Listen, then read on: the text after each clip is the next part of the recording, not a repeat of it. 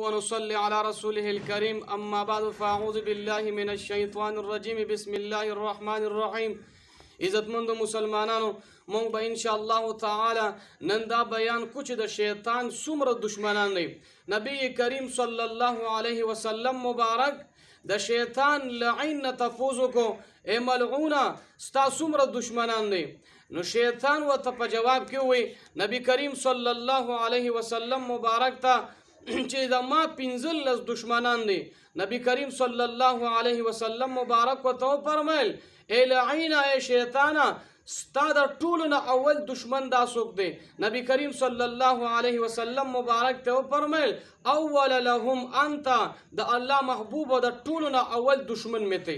وګوره نبی کریم صلی الله علیه وسلم مبارک ته د ټولو نه اول دشمن دا میته. او قرآن کې خدای پاک مونږ ته واضح فرمای چې شیطان عدو مبین دا ستاسو ښکاره دشمن دی.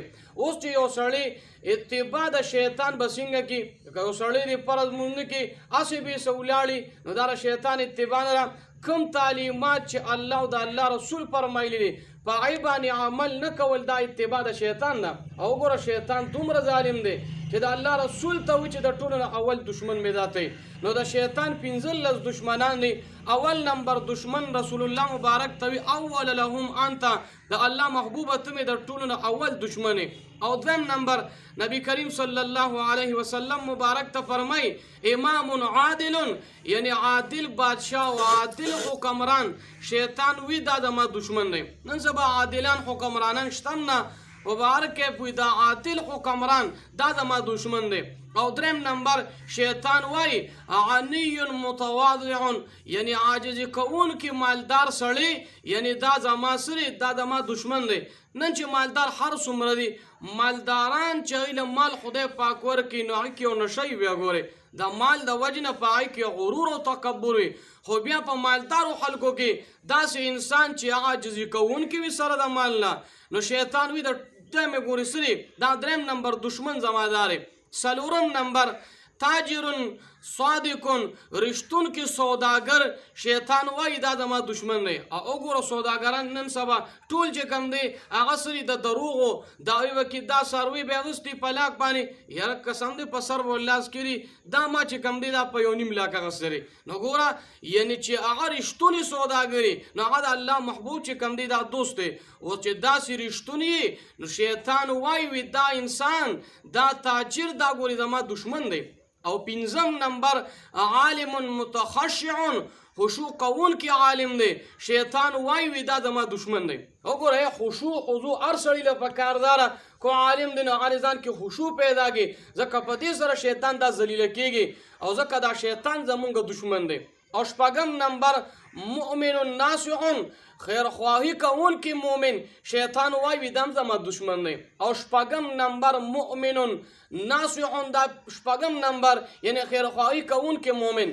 او وم نمبر تائب ثابت علی التوبه په توبه باندې ثابت قدم پاتې کیدون کې شیطان وی دا د ما دشمن دی. وګوره توبه چې الله توبه سي دا انسان د الله محبوب دی. د دې د وجنه حدیث مبارک کې راځي د الله رسول فرمای الطيب حبیب الله توبه وستون کې نبی علیہ السلام مبارک فرمای الله وی چې دا زما دوست دی.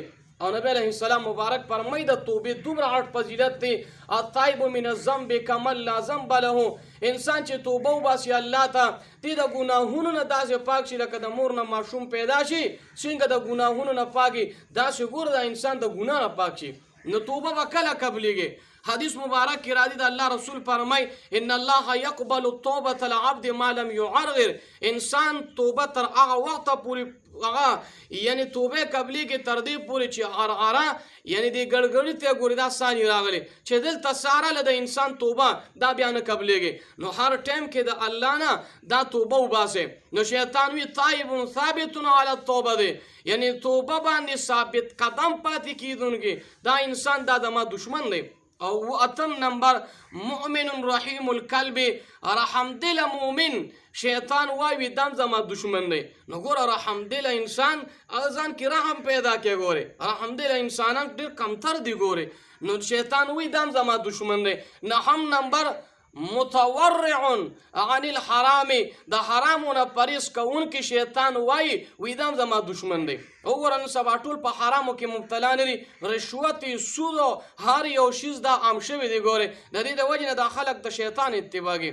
کو چېرې د حرامو نه ځان بچ کړي او حلال خوري نو بیا دا د الله دوست دی او د شیطان سره دا دشمن دی. نو د دې د وجې نه یعنی شیطان وای متورع عن الحرام د حرامونه پریس کوونکی دا د ما دشمن دی. لسم نمبر مؤمن یدیم علی الطهارة همیشه په طهارت اوسیدونکی مؤمن چې هغه شپه ورځ په طهارت کې دا زما دشمن دی. او یولسم نمبر مؤمن قصیر الصدقه په کثرت سره صدقه کوونکی مؤمن دا ګوري زما دشمن دی. د دې د وجې نه صدقه ورکوه، صدقه کې ډېر ګوري خیر دی.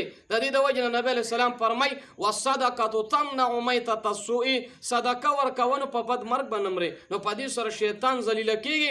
نو دا عمل کول مونږ تاسو له پکار دی.